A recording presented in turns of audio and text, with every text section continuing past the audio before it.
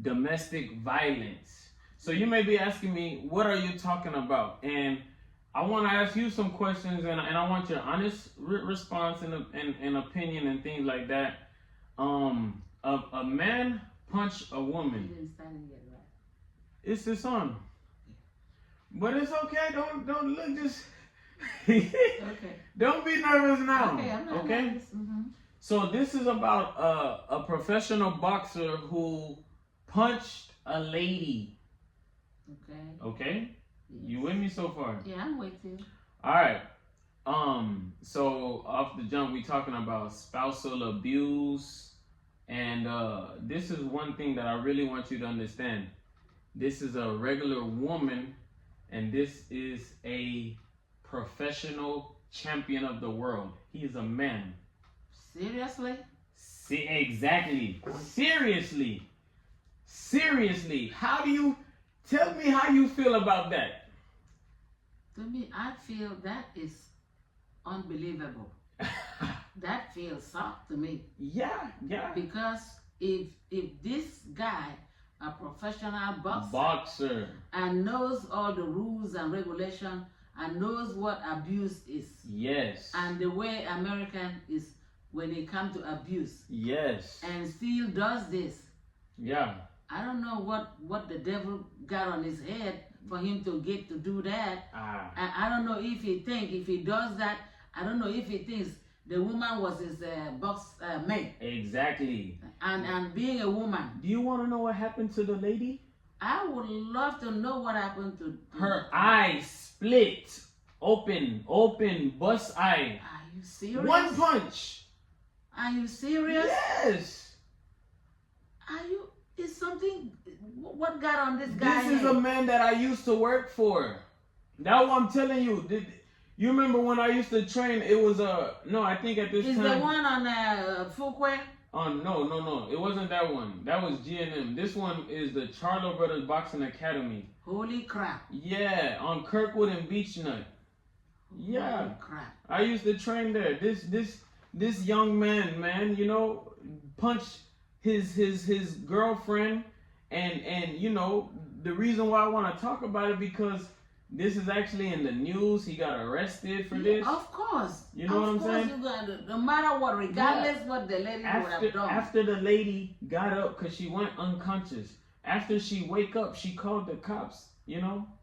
There's no way to hide it. You can't hide that one. Mm-mm. And there's no way she could say she's going to, after what happened to her, she will still try to save her career, his career. Exactly. It doesn't make no sense. No, because you can't hide it. Her eye was split. And huge. Did you say it split open? Yes, like blood and swollen. Oh, gosh. Yes. So this is what I want to, you know, again, I want to talk to this because, you know, many women. Yes. You know, I want to encourage the women out there. And I'm talking about domestic violence and abuse. Yes. I am a living witness. Exactly. I am a living witness because I was married to a man that think a woman was supposed to just be slave. Exactly. That a woman has no soul. A woman is nothing. Yes. A woman can be his slave. I will cook him food. I will wash his clothes and iron it. I will run. I said tell your story tonight, though. I'm going to tell this story because this story needs to be heard, and this is nothing but the truth. The truth. I can tell you instances of abuse. I said when I'm pregnant, this man would abuse me. When I was 4 months pregnant with our first son, he hit me on my head so bad with the pregnancy. My mother-in-law was so angry.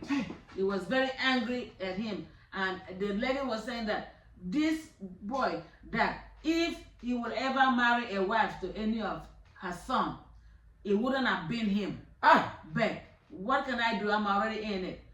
That was the first sign that I see. And I thought maybe something gonna be better. Let me tell you something. I want to encourage any women out there, any ladies who are struggling with with spousal abuse. Yes. I want to encourage you to break away from such abuse. Yes. From a man who is putting hands on you. Yes. And in this was back in Africa. Child. As he came here, he brought me here to United States. He didn't stop. He kept going on and on. Then I was pregnant again with the second son. Was he a boxer? He was not a boxer. Mm. He was not a boxer. This was just somebody that think he has the ego of abuse women. Fight women. To fight women instead of fighting a man like him. Instead of fighting a man. And you know, one time our neighbor said, he called him a coward. I believe it. He said, why don't you go fight a man like you? Why can't you fight a man? And then in Cyprus, he broke my elbow on the stairways. And the neighbor called police. That's how they took him to jail. And they jailed him, and I couldn't believe that I would have survived. Me with children. I have been in women's shelter, area women's shelter. I have been in Tomball area women's shelter. I have been in all over abuse. I have taken so much abuse thinking, and I didn't get out of the marriage thinking that it will work out. I keep staying there till 4 children. Before you know, 4 children is here. It's here now. And it was not, and I thought, okay, 4 children is here, maybe that, and I was having all boys. Let me ask you something. In this type of situation, what was your strength? What did you hold on to? How did you escape such a situation? To tell you the truth, it happened in such a way that I didn't think I was going to be anything. I didn't think I was going to even make it. And the only thing, I pray till sometimes I would be singing, my song turned to cry. And I cry, and the children will be asking me, Mommy, are you okay? And I would say, yes, I'm okay. Sometimes I refuse to cry in front of the children. I will be crying in the bathtub when I'm taking a shower. And I will run the water while I'm crying. Pretend that I'm taking a bath. So that my children doesn't see all of this. So then, I keep taking it until the last camel, the last one that break the camel back was the one after O.J. Simpson had killed Nicole Simpson. And then he said, he started to boast around. He said, I will be the next. That I was going to be the next. You will be the next victim of domestic abuse. By a man that you married. You think you have a husband.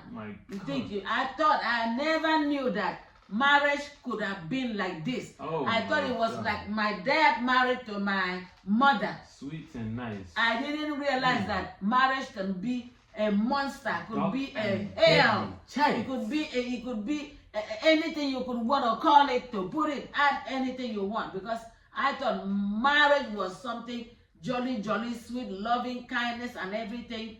Being there for each other, raising children that could have been giant. Because of that kind of marriage, a man that doesn't know the useful, the goodness of having children and raise them to become a good citizen. So how did you get out of such a spiraling spiral? How did you get out? I never thought I was going to get out until one day when he started to stalk me. He started to come to my job and threaten me for my paycheck. Then I was hiding all the unit where I used to work.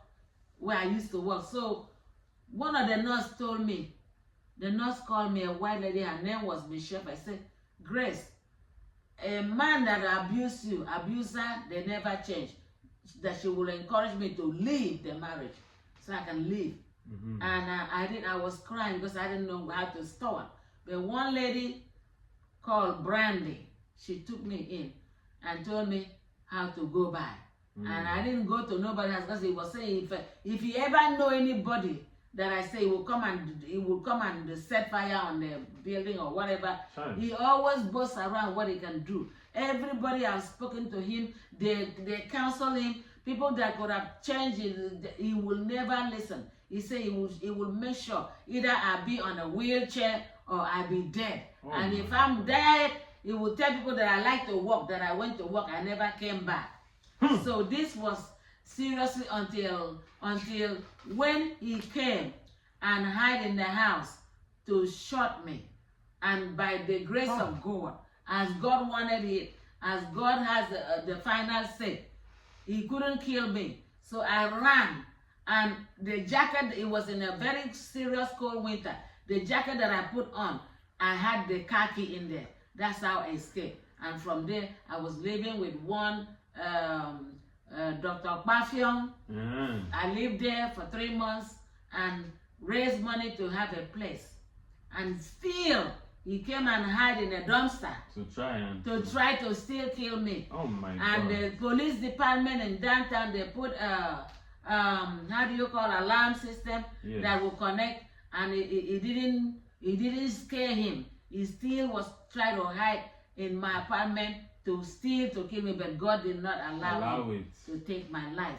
So that's how I got, and then this time the neighbor called police. They caught him and put him in immigration detention for 2 good years before they sent him out of the United States. That's how I was free from abuse. But coming to raise my children by myself, and God, it was not easy. It was not easy because this is not what my father and my mother, experienced. Yes, and I wasn't thinking it was going to happen to me. So as I'm giving this information, as I'm talking about this, I can be boldly to say that any woman out there that is out there, don't think like I did that it was going to stop. Don't sit down there and pop 1, 2, 3, 4 children, and none of them were girls, all boys. So don't sit down there and think that it will change. If the first time, if I had known, I wouldn't have had 4 children with a man that was not even a human being. So I will advise every woman that just don't take it because it's not worth it.